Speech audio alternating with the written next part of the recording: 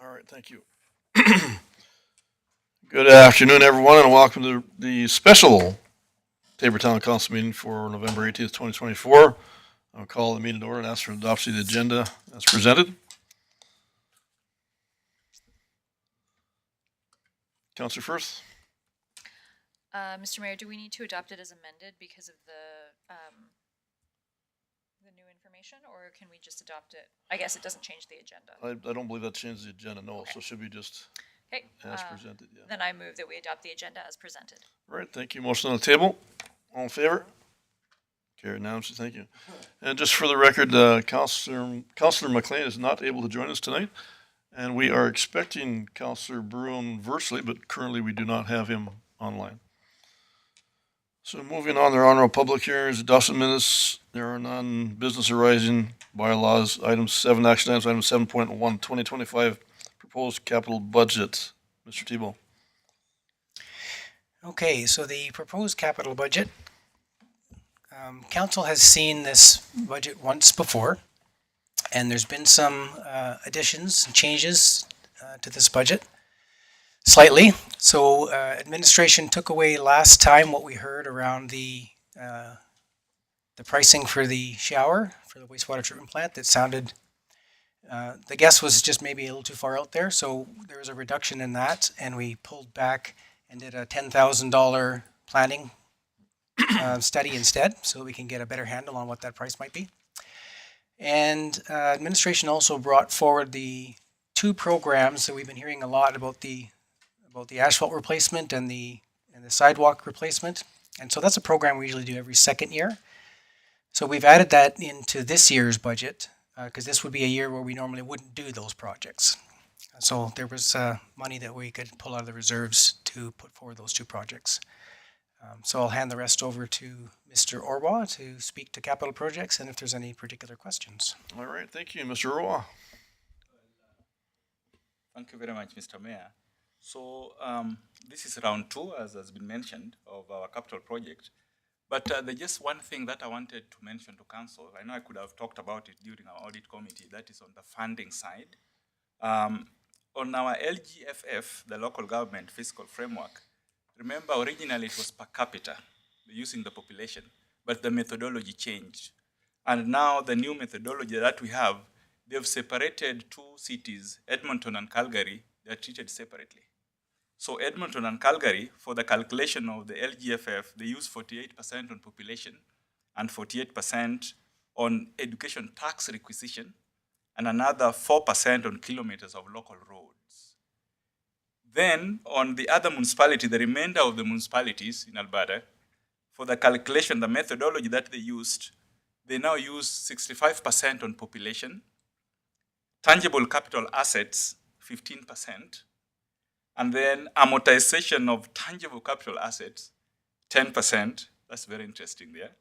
And then kilometers of local roads. So that is the methodology they use to calculate our LGFF. And based on that methodology, because each and every year after the audit, we supply them with what we call statistics that they look for, alongside with the things that I've mentioned.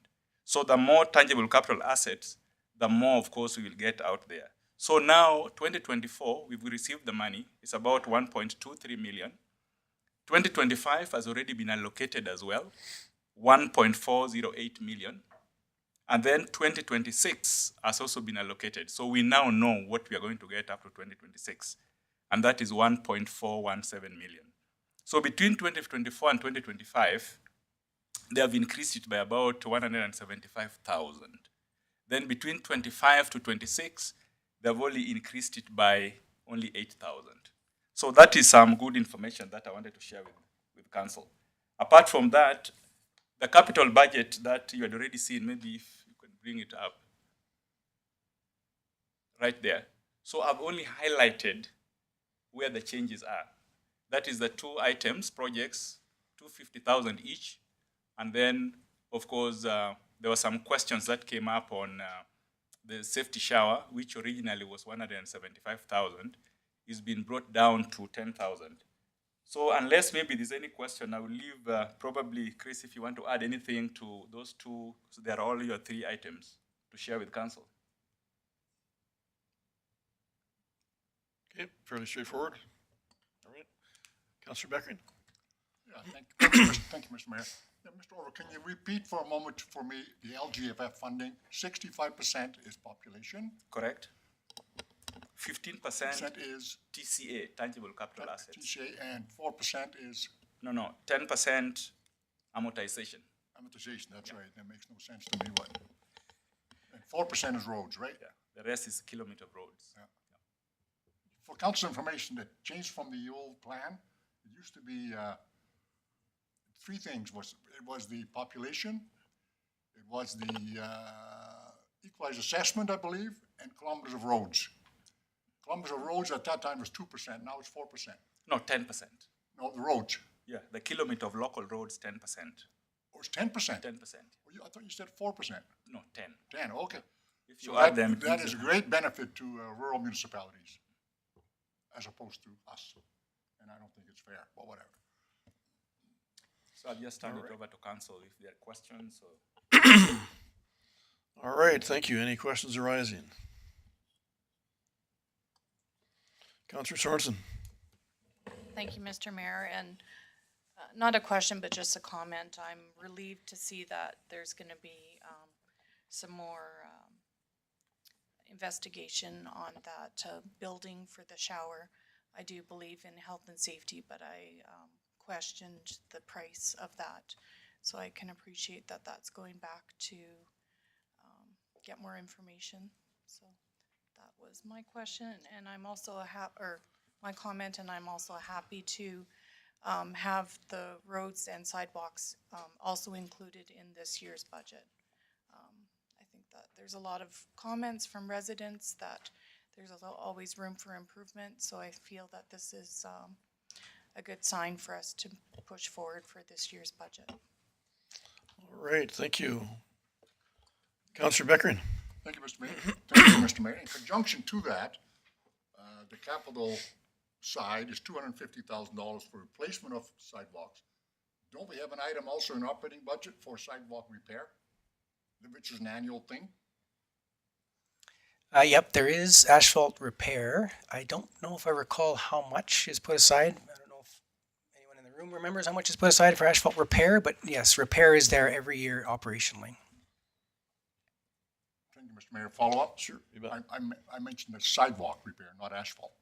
Sidewalk, I think we budgeted every year $300,000. So does this then become capital as opposed to operating? I actually don't remember what the operating amount is for sidewalk repair, Mr. Beckering. I know that we have, every second year we do capital projects in addition to what's in the operating budget. So because we typically miss a year, we thought we'd add this in from a capital project perspective. But I don't recall that number. I'd have to look it up for a sidewalk repair. All right, any other questions? All right, Mr. Roy?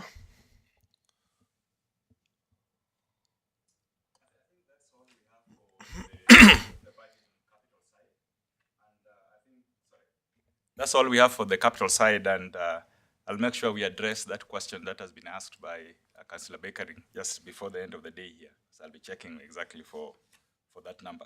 All right, sorry, Councillor Sorensen? Yeah, I was just gonna ask if you could get those numbers to us, just so we could have some clarification. All right, thank you.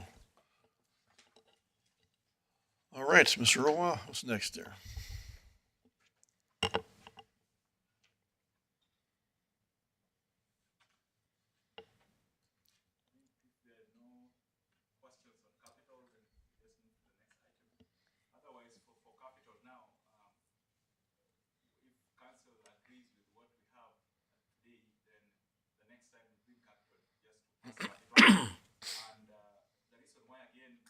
The reason why, again, probably I might not endorse capital being passed today is we are still running through with the province which particular projects would pass the test on LGFF and the Community Building Fund, so that when we bring it next time to council to pass, we'll be very sure that these particular projects will run through this grant, then the others will move back to reserves.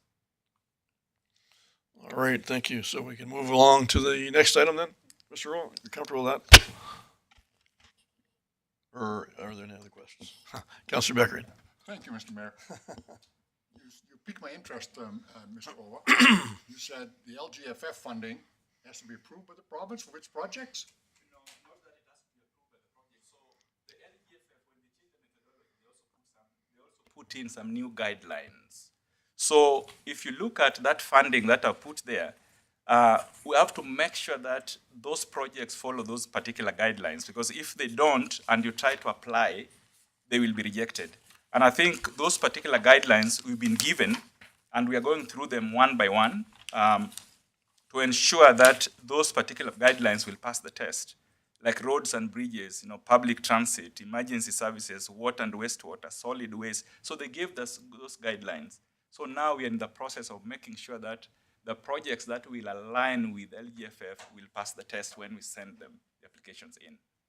So by the time we get to see them back, I'll be sure that these particular projects will run through. All right, thank you, Mr. Tebow. I think Mr. Egan has found the budget number for the sidewalk question. All right, Mr. Egan. Thank you, Mr. Mayor. Through to Councillor Beckering. So we typically carry $85,000 in the operating budget linked to asphalt repairs for water, wastewater work. When customers call in and they've got a plugged sewer or not getting water, then we dispatch emergency services, whatever time of day and night, dig up the street, often the piece of sidewalk associated with that so we can get to the curb stop, and we repair that part of the line. And part of that most of that is asphalt patching, and a little bit of that 85,000 we use to renew that little small piece of sidewalk. But other than that, we don't carry any concrete sidewalk repair other than the biannual capital dollars that go into the budget. All right. We can, as Public Works, of course, we have discretionary spending, and if there was a catastrophic problem with a sidewalk, we can go in there and do very small repairs and absorb that within other areas of our operational budget by doing less of something else. But there's no major repairs or replacements other than the capital project work that we do. All right, thank you. No other questions? Councillor Beckering? Thank you, Mr. Mayor. I don't want to beat this horse to death, but I've been on this council long enough to know that we set an annual amount for sidewalk repair, not biannual, an annual amount. It was always $300,000 for the last, I don't know how many bloody years, but I'm surprised that I'm getting the answer I'm getting. I really am. Unless I'm way out to lunch here, but I don't think I am, Mr. E. So the 300,000 is the average, 250 to 300,000 is the average biannual capital request that is made for specifically flat works, concrete, and then there's another number for asphalt renewal. And then what we carry in the annual budget is asphalt patching work. And so we don't really have a specific line item. I got the 24-25 budget open right here. I know we do some work, but it's mostly linked, I think, with replacing sidewalks that we remove during the water, wastewater patching work. All right. Thank you, Councillor Sorensen. Well, I'm gonna beat it to like a dead horse, but yeah, during our audit committee and the discussion over the capital projects, there was a line item for asphalt. And so maybe that's where, this discussion's kind of spearheading off too. So maybe it's because of the capital projects that were listed from last year that were completed. So in the 2024 budget, council approved money for concrete sidewalk renewal, the plan, and you'll see around town, we did go and pull out about $300,000 worth of sidewalks and do those replacements this year. This was the biannual year. Right. That's what you should be seeing in the audit committee reports from October. So where we weren't completely done the work and hadn't been invoiced everything to date, but it was all part of the 24 program. All right, got her covered for now. Okay. All right, thank you. Thank you, Mr. Ian. Moving on to item 7.2, 2025 operating budget. Mr. Tebow. Okay, so the operating budget, I'll just run through this summary page first, and then we'll go through and each person will speak to their area. I just wanted to, I know we don't normally put this in here, this sheet, but I asked for it to be in this year. Just so you could see the one pager. So this is a draft document. This is very likely to have some changes before we get to the next round of operating stuff. So just so that you're aware. But you can kind of see some of the differences from 2024 to 2025. So there's about a 3% increase in net taxes. And I'll speak just to the larger numbers. We have quite an increase in the sales and user fees. Lots of this is due to the land sales because we have a lot of anticipated land sales to come next year. So it's up huge compared to what we've had in the past. And we've got about that $96,000-ish for the franchise fees that go up just based on their franchise fees calculations. A little increase in the rentals and the revenue side, and government transfers, an increase in the government transfers. Some of that is the Heritage Grant, the Summer Games, Sarah, associated with the Summer Games, 911, that sort of stuff. And also wanted to make a note that from the reserves, you can see there's a reduction. So pretty significant reduction of the $785,000 that we're not pulling from reserves. I'd love to say that that's going to be a forever thing, but this is really based on what's going on economically with land sales at this point in time. So administration steadily tries to reduce that number each year from reserves, which we have done from 3 years ago from 1.4 million. So yeah, don't expect to see that stay that way unless land sales keep going and doing what they're doing. And then on the expenses side, the salaries, wages, and benefits, we'll be going into closed session to speak specifically about those items. But there's obviously some adjustments there. We've got some increases in the contracted and general services space that each area will speak to. Same with the materials, goods, and supplies. And there's a little bit of a reduction for the long-term debt because things are being paid off. And a little bit extra going to reserves because, again, of being able to redistribute some of the revenues. So I'll hand it over to Mr. Orwa, and then we can start running through each one of the areas. Now, there were some extra sheets put in front of council. There just been some adjustments that were found between when this package went out and tonight. So we've tried to provide you with the most up-to-date information. All right, thank you, Councillor Beckering. Yeah, thank you, Mr. Mayor. Thank you, Mr. Tebow. I don't know if this question is for Mr. Tebow or Mr. Orwa, but I'm going to ask him who answers. When you calculated net taxes for 2025, did you consider assessment values at all, or did you keep them the same? Mr. Orwa could probably speak I best to think that. I'll answer that question, and that is the reason why I don't always have that one page at this time, because it's unknown. There's a specific reason why I don't have that thing right now, but it was put there.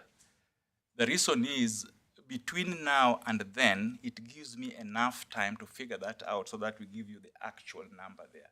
But right now, what we have in there was just, a projection of 3%. That is why in the past, what we normally do is we run through the whole process with everybody so that they share with council their vision. And based on that, we make adjustments so that when I bring the one pager, it now captures everything, including what you just asked. But I think we started it reverse this time around. So moving forward. All right, Councillor Beckering. Sorry, go ahead. Yeah, thank you, Mr. Mayor. You didn't answer my question, sir. Did you increase the assessment in the net taxes, yes or no? Not yet, Okay, so it's, no. the assessment is as it was. The Because assessment we is, all know that assessed value is going to be up substantially. so 26, 7%. nothing has been increased yet, nothing totally. Okay, thank you. And I would make that remark again. That's why I always follow this one, the second round, when I have all the numbers. Now, moving forward, we'll just follow the same format that we have had in the past.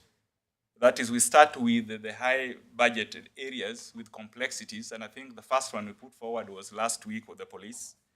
And we'll follow the same format this year. And I think we'll start with utilities.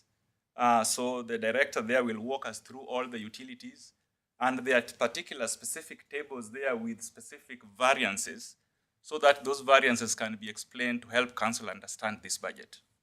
So I think at this point I will hand over to Chris to start us off with utilities, and I think Chris will continue with public works as well, and then facilities and budget narratives, and then again after that we'll get to the next one. So what you have there is there were some changes that were made on the salary side, which I think we'll discuss later on this afternoon, closed, and the rest are just fine. So I'll hand over to Chris to.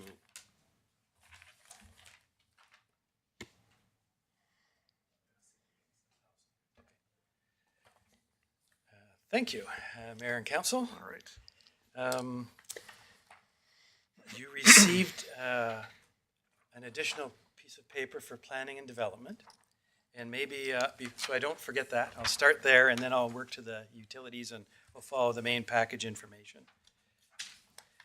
So the Planning and Development Department, as you know, was aligned with, it was Planning, Economic Development, Subdivision, and that group as I arrived 3 years ago. And this year we completed the separation of subdivision from planning and development.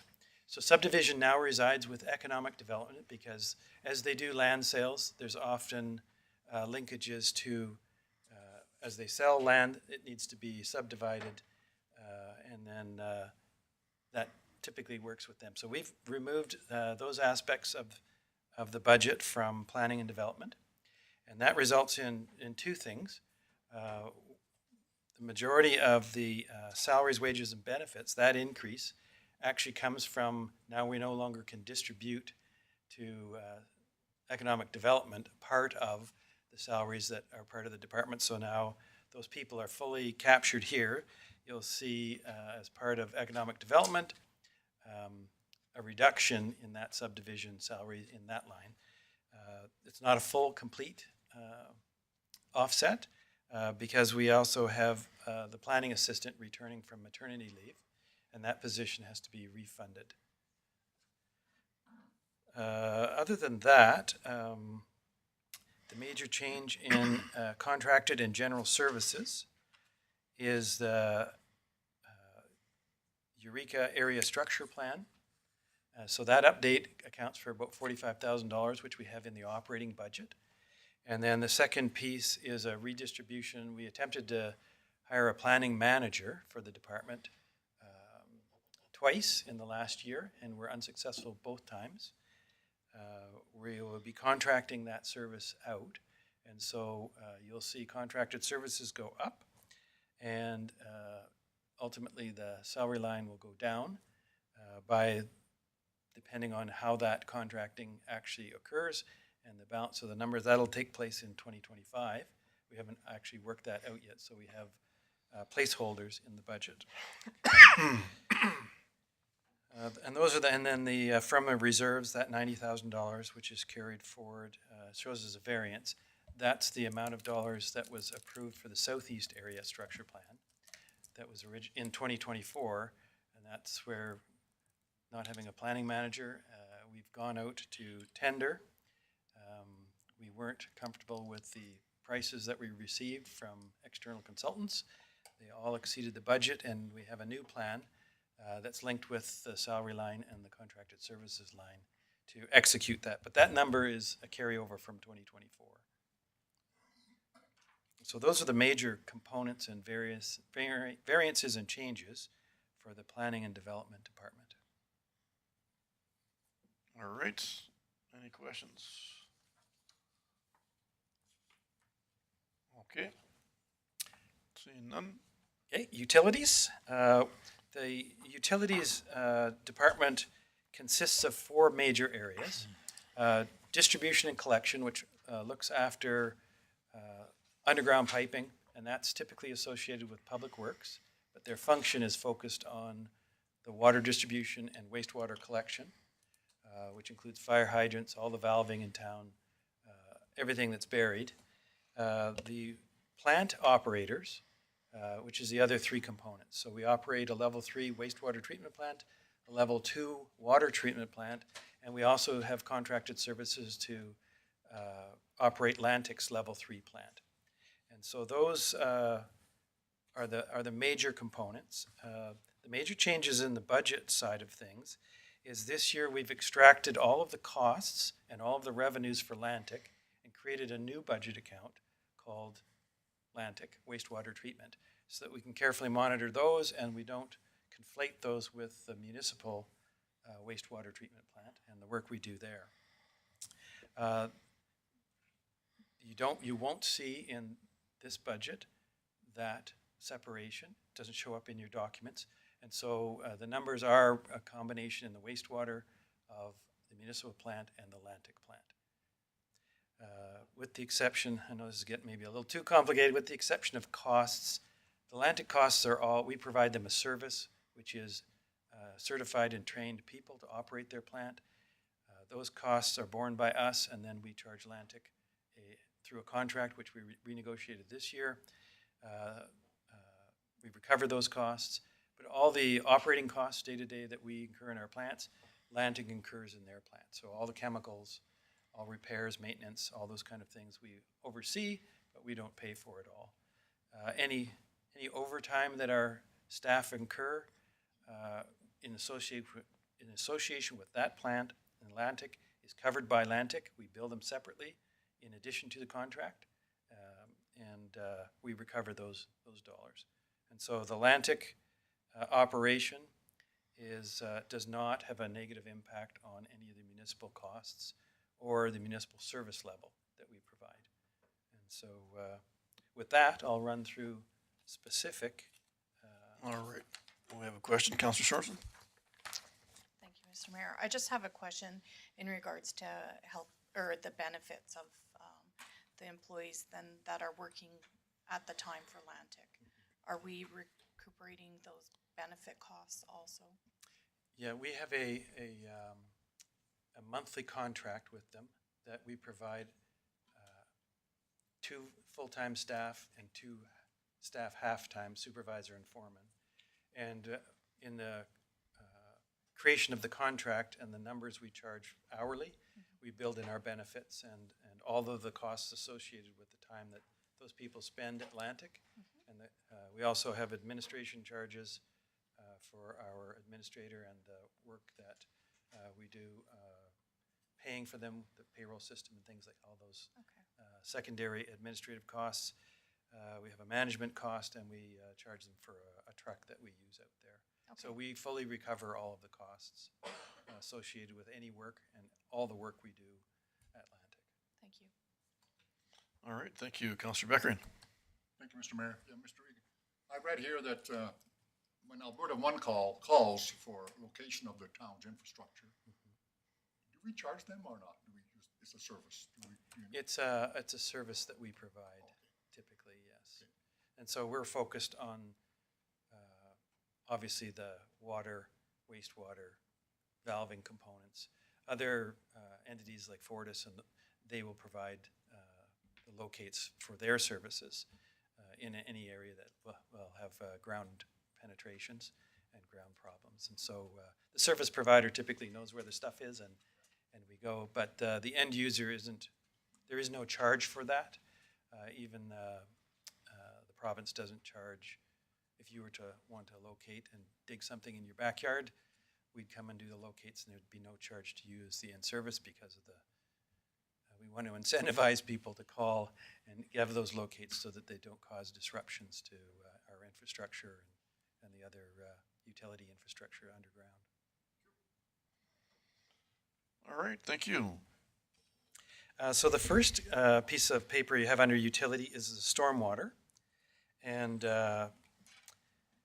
other than the salaries and benefits, so I will, if you don't mind, intentionally skip the revenue side because I think that can be addressed as part of the longer range, the 5-year plan that council's previously approved. These revenues are changing in relation to that and rebalancing across the 3 utilities. And Mr. Orwa or Mr. Thibault can better speak to those particular things. So in the salaries, wages and benefits, we had a slight change in that one of our staff will move from supervisor to foreman. And other than that, it's the QP contract settlement amounts. And so some of the work in reallocation is also showing up here, and that's why you see actually a negative number. But those reallocations are simply showing up in somewhere else, and so they really they turn out to be a wash.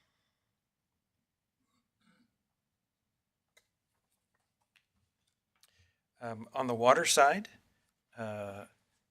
again, what you're seeing here is 2 primary sources, anticipated QP and management settlements in the salary and wages lines, and then the inflationary costs to a utility like water where we consume both contractors to assist us in maintenance and operations, and then chemicals and other consumable products that we use in order to operate the plant, the water treatment plant, and provide pressure into the pipe system that distribution and collection operate for us.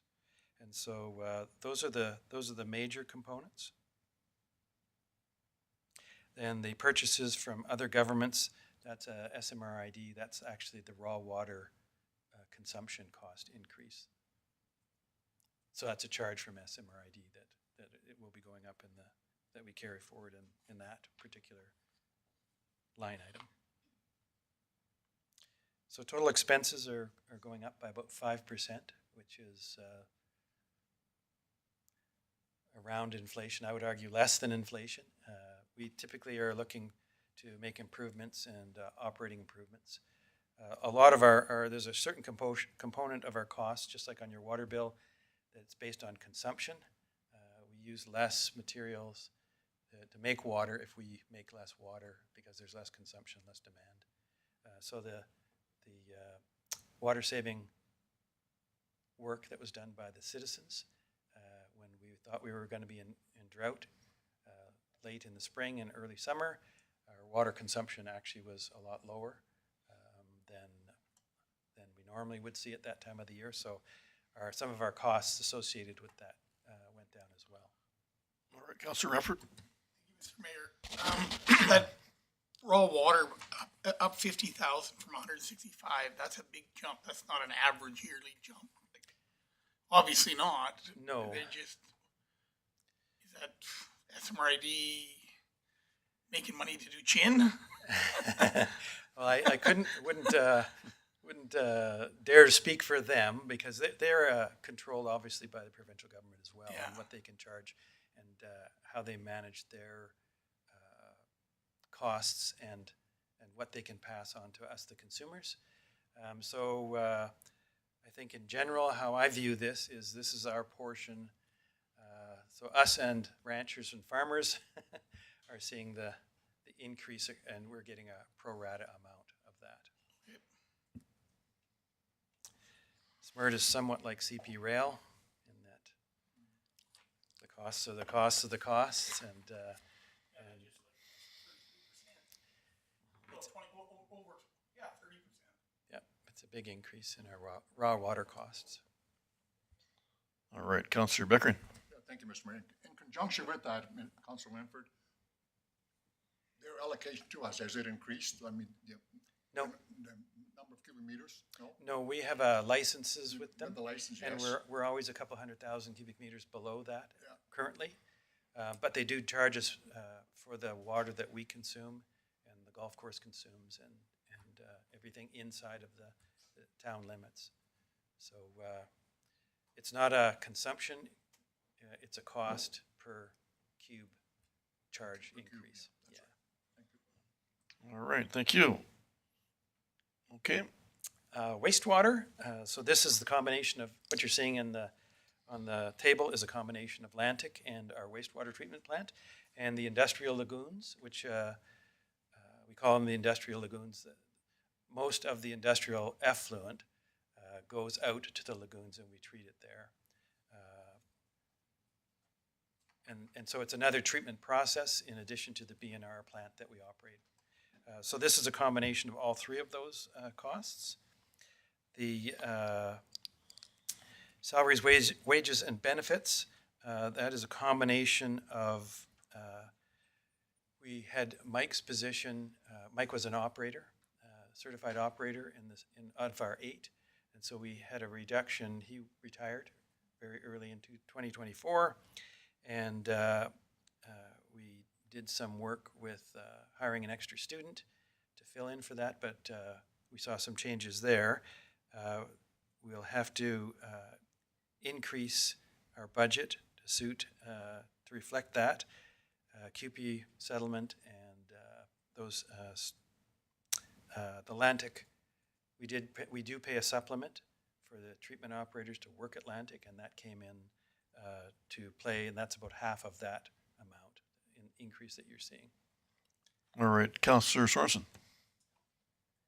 Thank you, and sorry to interrupt your presentation, but with all the capital expenditures and improvements, I was just wondering if there's eventually going to be some efficiencies and some reductions of cost with us actually maintaining and repairing the infrastructure.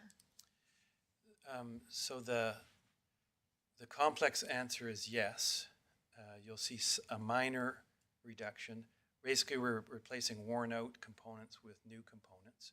They will be a little bit more efficient, but the overall process, rather than changing processes and switching chemicals or something like that, which we would see maybe a substantial decrease, we're replacing like for like in the overall plants. And so, but what you will see is the number of callouts get reduced because of the failures, and the system at reaching the end of its life is sending out problems to our staff who have to respond. And so there will be a small reduction in that. If I could just add, because Sure. I think you said because we weren't, because one item wasn't being it wasn't functional, then we had to use chemical. Yes. So then now we don't have to use that chemical, so there hopefully is some savings there. Yes, you're absolutely correct. We just didn't take account the cost of the extra chemical in the 2024 budget. So that's why you're not seeing, so you're absolutely correct. But budget-wise, we don't see that because we didn't have that factored in. We're just, you may or may not see an explainable variance in our 2024 budget on the water. As we report that in Q1 of 2025, the costs of those chemicals are going to show up in our operating costs for 2024. So it's All right. the infamous administrative yes and no answer. So overall, we're looking at an increase of 4.8% on the expenses, including all the changes. Some of it was offset by that reduction in long-term interest, the 78,000. That's something that finance could explain if that was required. But generally, we're below what we saw in inflation this year. All right, thank you. Any other questions? All right. So Right. that concludes the utilities components. The public works side of things are composed of two major areas, roads and walks, which is just that crew. And then the solid waste, which is the three components, which were the transfer station, the recycling, and then the composting facility. And so next in your package will be the solid waste collection and recycling. You're seeing essentially very little or no change in there, 1.3% change in expenses, and that mostly has to do with a little bit of inflationary costs in materials and goods, and then the expected increase in the salary, wages, and benefits related to our QP staff that operate those facilities, and the one management person that we've got looking after that.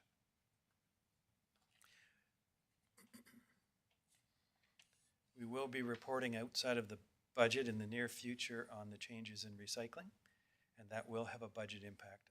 But for now, we're not incorporating any of that, the potential savings in moving to the different recycling model, because that hasn't been figured out yet by the province, who are leading that change.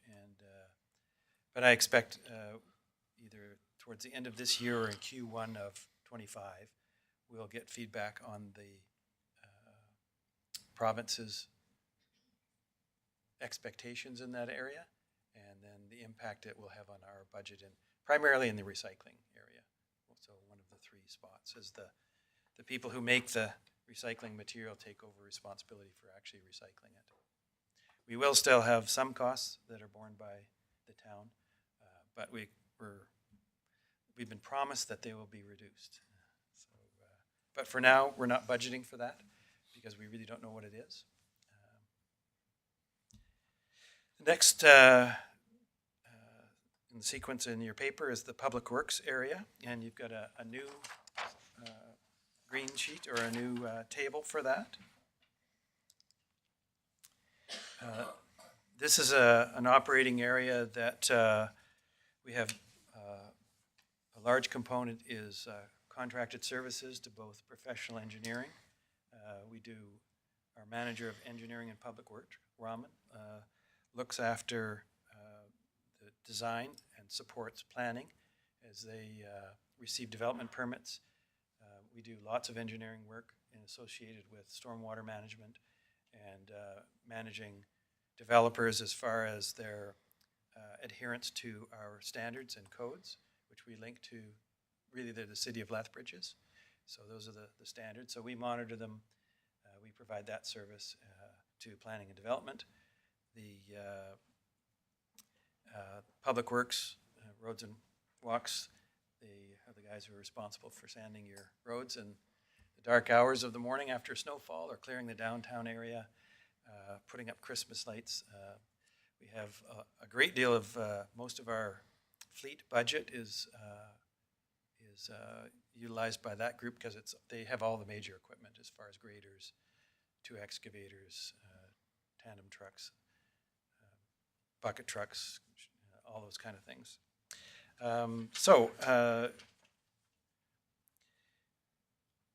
The major increases, again, contracted services and materials, goods and services, that's inflation related. We've based our budgets to maintain our current service levels, and so we're just anticipating the costs that we're already seeing this year. We're building those into the 2025 budget. And then in the salary, wages, and benefits, we have a fairly substantial group of people there associated with this crew and this functional area. And so COLA, we're seeing the effects of the COLA and the QP, COLA with management and the job evaluation work that was done in management. That totals up to 185 on the $4.2 million. I didn't do the math, but previously it was 2.2%, so I think it's probably 2.7, 2.8%. So well below inflation. We continue to refine. Sometimes we're changing products and changing suppliers. That's more of an organic activity rather than a budget activity. They're always looking for different ways of doing things and cheaper and better ways of doing things to provide that service level.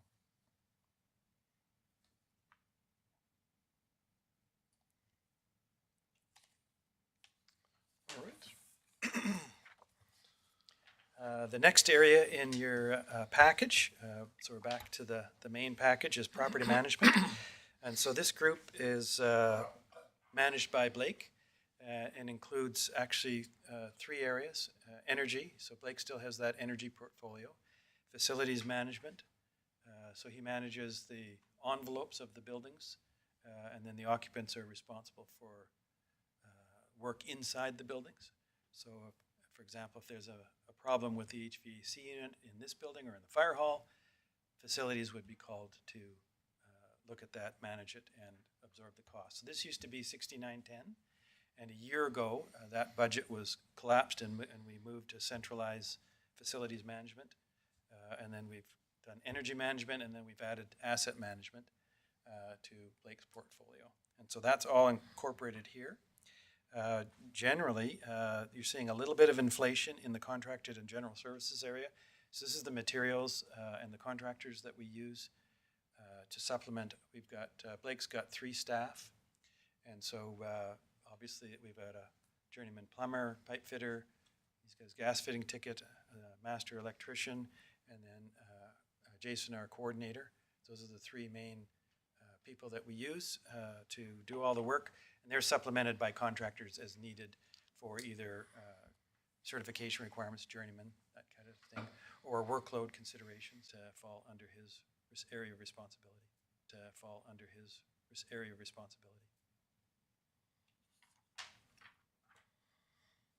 I think that brings me to the end of my Okay, area. no questions whatsoever?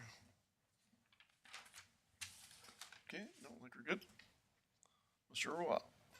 Yes, I think we'll just follow the same sequence. The next high budget area would be recreation. All right, thank you. Chief Munchausen. Mayor, Council, I established my budget mustache, so I hope we're ready to go today. So I get the recreation budget starting this year for the first time. Thank you. So this budget represents aquatic center, arena, auditorium, sports fields, programs, summer games, cemetery, and golf course and curling club leases. So a few things in this area. We worked a lot of numbers to identify where we needed to be. Then we ended up with a couple new additions. Those new additions, as you guys know, are going to be the Tabor 120 this year for $175,000, plus the summer games coming in right around that $175,000 as well, coming up to $350,000. You notice our end up goal here was about 370 in that updated package that you see in the bottom corner. So we were basically able to bring our budget back in alignment with probably only about a $20,000 change, taking into account for all the budget increases and wage increases and everything else coming into this new budget line. So we did fairly well, except we have a $350 ask this year with the summer, okay? But I'm open for any questions moving into this budget. All right, any questions whatsoever? So far not. No. Oh, the mustache worked. Okay, folks, we're going to merge over here to the emergency service or fire department budget. That has no changes as new sheets on it, but what represents on that budget is 3 areas: the fire department, emergency management, and the fire training center. This big year that you're going to see is a little bit of increases in both the areas of contracted service and materials. Materials goods actually this year is going to be an increase because we're doing a one-time purchase for fire hose, and this one needed to be a bulk purchase as we were changing out the type of hose we're using. As new members are coming on, we need to have a different line, something less pressure, something that hurts them a little bit less when they pull the lever back on that nozzle. So that's why you're seeing that $19,000 increase. Everything else is being changed around to look a little bit better, to come in alignment, and got a 1.48% increase this year. So, All right, Chief, sir, if I could just go back to the recreation side. oh, recreation. Okay. I'm just looking at the 289 change. Yes, the 289 from to three or Right. to the $370. Is that correct? The change in the sheets. Yeah, so I'm just, no, it's just, So there was an updated sheet that was handed Oh, out okay. earlier, and that updated sheet is the one we're reflecting at 370. Okay, so that's actually 10% now, all right. Yeah, 10%, 10.5%. So I'm just trying to break that down. Where's the actual difference maker there? So 175,000 was the Tabor 120 for council approval. And Okay. 175,000 additional for the summer games approval made up 350. The additional $20,000 of that is coming into the change orders that we're looking between wages and other areas. Okay. And, again, some of that is subject, like summer games, for example, that's still subject to, If we get Some more other grants and grants, if we yeah, get yeah. everything, that would be wonderful. right, But we okay, that's get just as the worst projecting case as scenario best we right now. can. Okay, That's correct. great, thank you. You bet.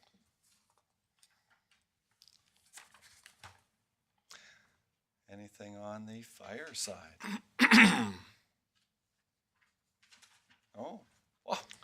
Goodness Pretty gracious. minimal difference, yeah. Very minimal. Yeah, yeah. We've been trying to make sure our budgets come into alignment and watching as we move each year, seeing where we can do Okay. reductions. Great, no further questions, I guess, yeah, you're good, Thank thank you. you. Mr. Owa. I think the next one would be the CEO, then admin, then council. So I believe the CEO will handle both the three of them. All right, thank you. Mr. Tebow.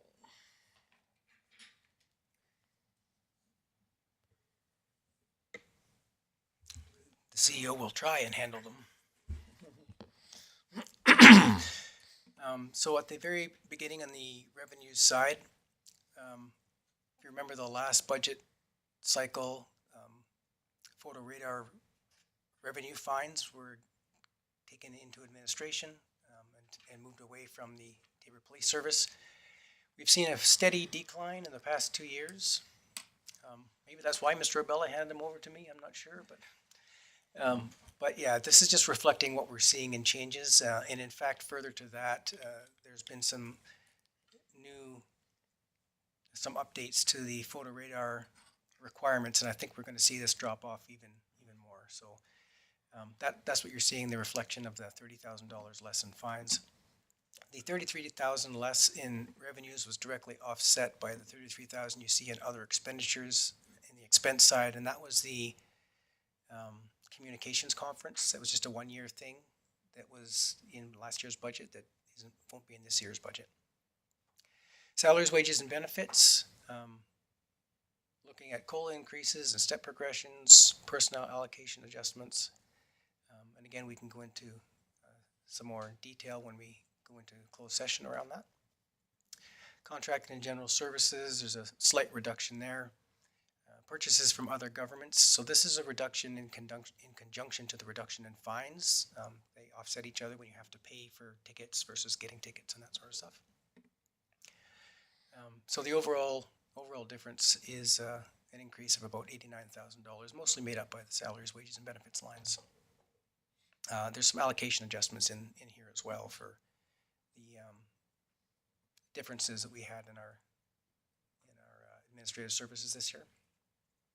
So new positions coming online, old positions being removed. Was there any questions on the CEO budget from anyone? No, I think we're good. Administrative services. So we're seeing very little change here at all. Nothing hardly really even to speak to. There's reductions all around. It's a reduction. A lot of it to do with the wage reallocation that I had just previously talked about. Who supports who where, and just right sizing that. Any questions on this one that I could field? So far not. And then the legislative area. So this is the area for council. So we have nothing for revenues. You guys need to come up with some kind of a revenue plan or something, if you could, please. Yeah. The salaries, wages, and benefits, again, there's some reallocations in there with the step increases and and that sort of thing. Contracted and general services gone up just a little bit for inflationary costs. Same with materials, goods, and supplies.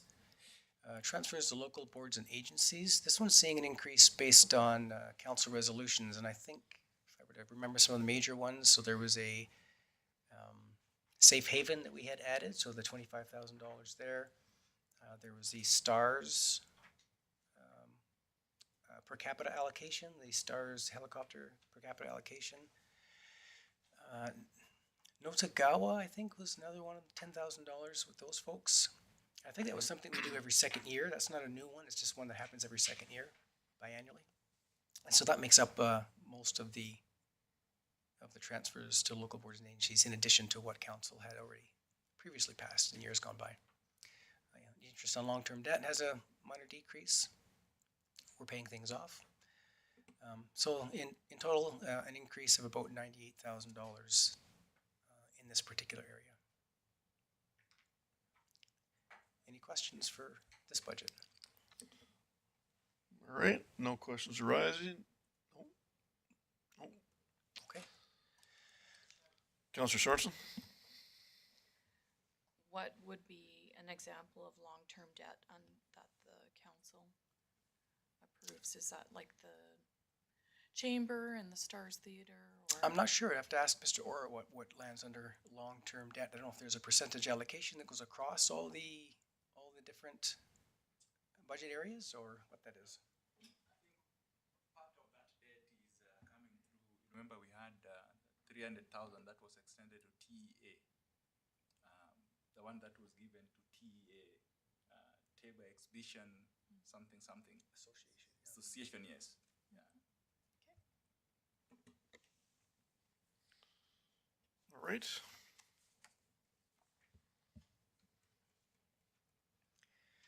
Okay, economic development. So this one you're seeing a vast difference. The sales and user fees, that's the land sales that you're seeing there. And again, there's projections we're looking really good. We have some sales that council has already approved that they won't transpire until 2025. And so that's some of these numbers that you're seeing. So I know Mr. Orwa and I had a few conversations around sales and user fees, and we're always wanting to be as conservative as we can, and if we happen to get more money, then fantastic. I know this looks like a huge jump, but we are seeing a whole lot of activity, and I'm pretty sure that we'll see these numbers. I'm pretty confident with that. So that's the biggest portion of increase that you see there. Salaries, wages, and benefits, significant decrease. That was explained a little bit by Mr. Egan and how that broke apart from the planning and development area. So the increase that you saw there was offsetting the decreases that you're seeing here. Other expenditures, that $62,000 extra there is to do with the Tabor 120 in this budget. The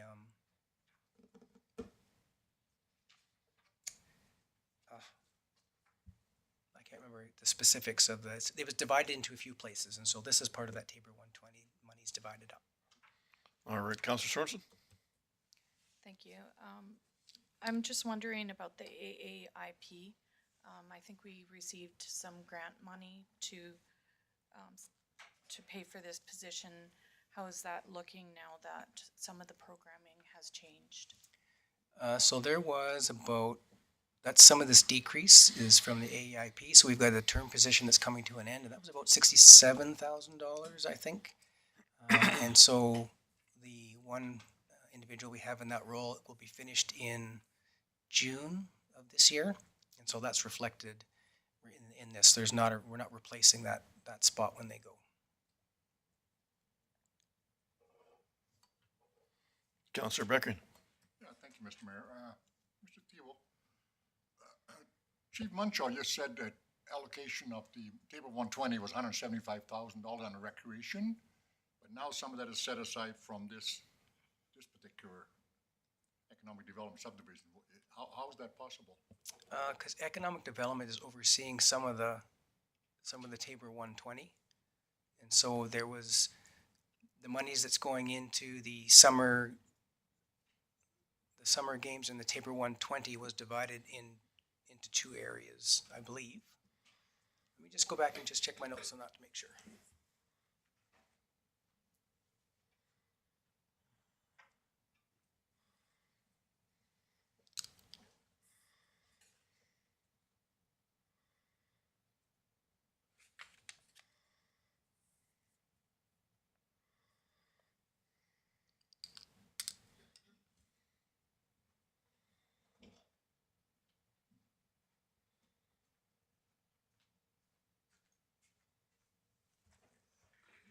You are correct, sir.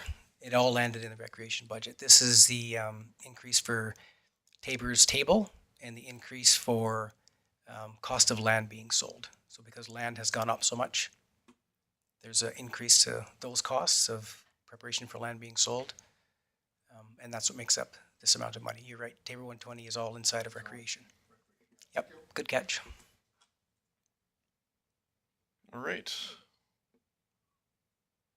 Anything else? No questions?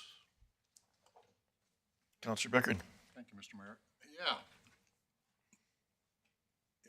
It keeps coming up. It says amortization and ARO expenses to be included in budget but not funded. Can you explain that to me, or Mr. Orba or somebody? I don't even know what the hell that means. That's the, I know what it means. oh, I know what ARO is, but I don't know why it's not in there. yeah, Mr. Orwell could answer that question better than I could. Thank you. So amortization is a non-cash item, and that's why it's not funded. It only flows through the income statement just to make sure that we perform under PSAB. PSAB requires that amortization has to be expressed as part of the operations, but in the actual sense, amortization is a non-cash item, and therefore it's backed out and it should not be funded. That's why in our one pager, we always back out amortization because it should not be funded. Councillor Beckern. Yeah, follow up, Mr. Mayor. Sure. Mr. Orba, you and I finally agree on something. But amortization means nothing at all. It's in and out anyway. It's nothing. Same with ARO, it means nothing. I mean, I know PSAP requires and all that stuff, but. And that is correct. It's only the requirement under the PSAB. Otherwise, we just have to reflect the wear and tear of our fixed assets somewhere, and it flows through the statement of operations. That's why it's there, but it's never funded. That's why when I bring back my one pager, you'll see amortization being backed out because it should not be funded. All right, thank you. Okay. I think that's the end of me, and we're over to finance now. All right, thank you, Mr. Irwa. Councillor Beckern. Yeah, thank you, Mr. Mayor. Just a comment regarding, it's called finance and customer care. Isn't that a contradiction in terms?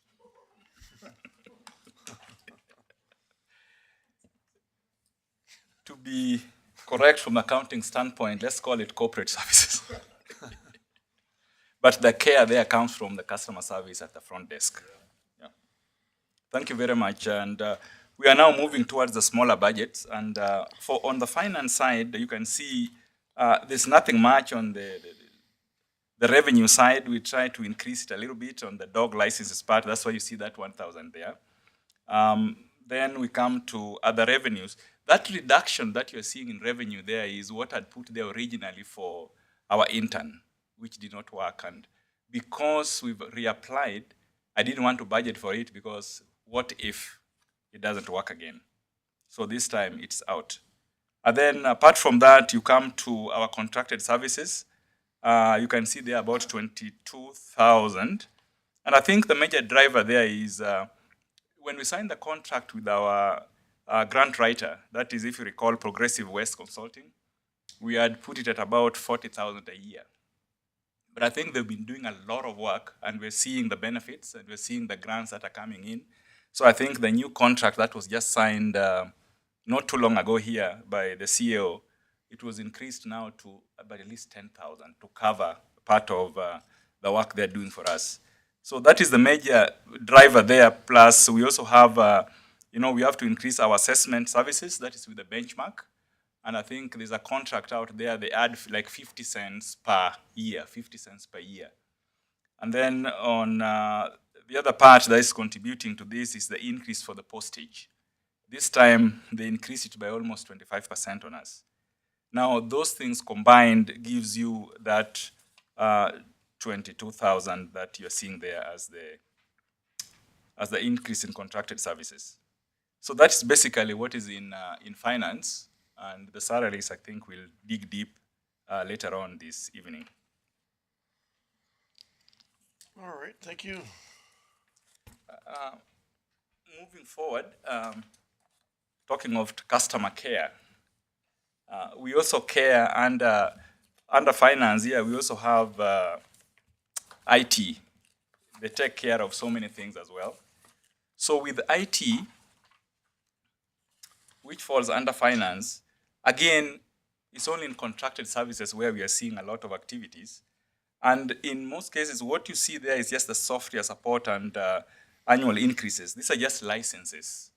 And we've tried to bring them down, but it's almost impossible out there. And I think we've moved to the clouds, and there's just one thing that I really wanted council to know, and that is the Nessus. We call it Nessus Security Software. My IT team manages over 50 softwares on every single day. And recently, one thing that has been introduced in that budget is called Nessus Security Software. And I think at this point, and I think it has something to do with RCMP. And I'll bring Jordan because he just attended that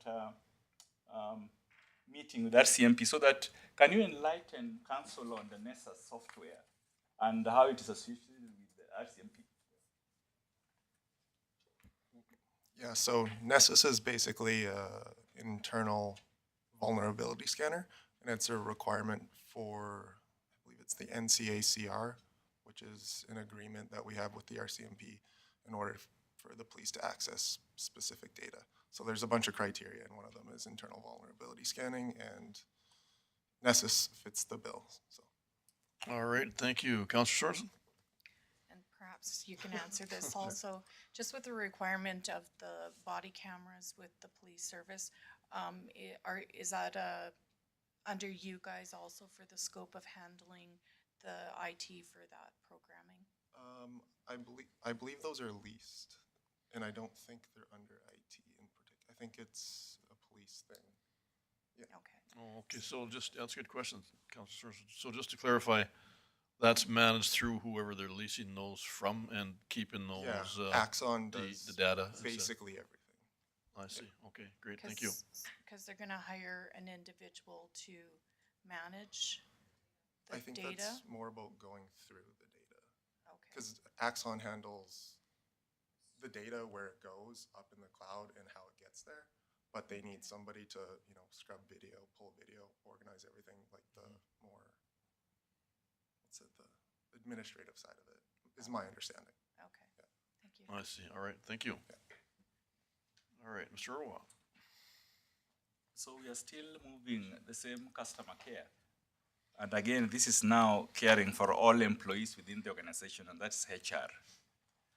And on the HR side, again, salaries we'll be talking about here shortly.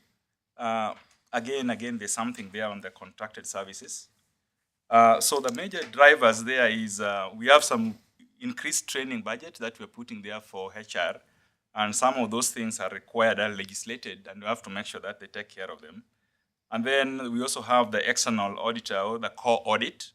And I think something interesting is coming through again. They call it automatic fit testing and noise assessment. That is exactly what I asked before.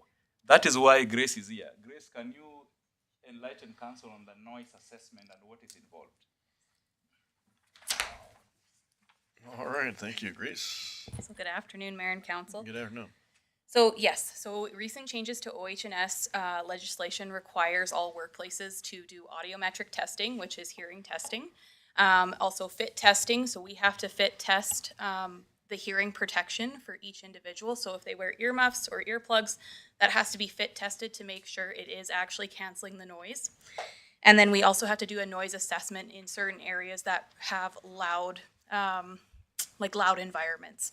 So for example, we have to do a noise assessment out on the pool deck because the noise across the water, it's quite loud. We have to assess, is there hearing protection required for those areas? And then also like our public works facilities, recreation as well. So that's all included.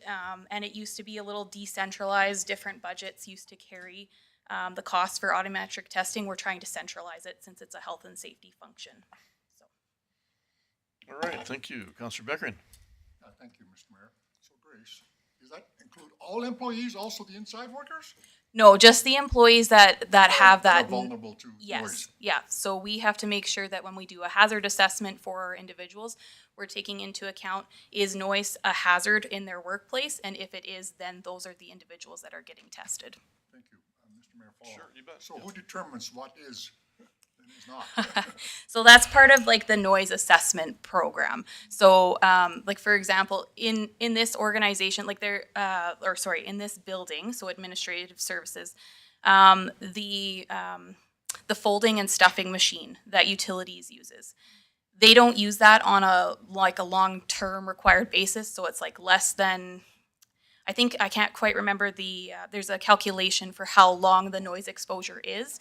So their noise exposure is so little that it doesn't require them to undergo this whole system of testing. But somebody who's running a loader for like an 8-hour shift, that's something that you would want to have tested. All right, thank you, Grace. Okay, any other questions there? All right, perfect, thank you.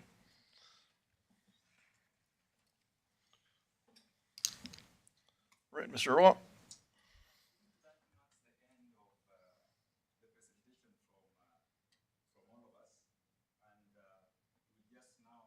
Right, that marks the presentation from all departments. And now probably once we listen to the salaries, we'll now maybe get feedback from council how to proceed, or maybe their input as well, or anything else at this point before we get into salaries. Now the floor is back to council, maybe for some guidance or from what you've heard. All right, thank you. Any other questions?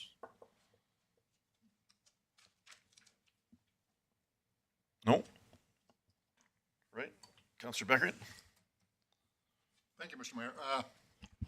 Yeah, we got some information, even not all the information required to establish exactly what the possible tax increase might be next year or not. I have no idea.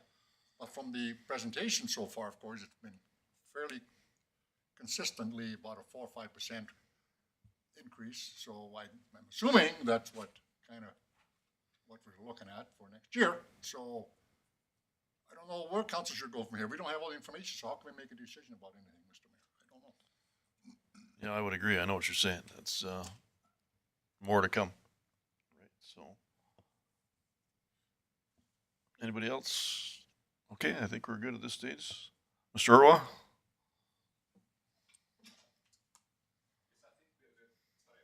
Good at this stage, and maybe when we go to close, then we can cover more on the wages side.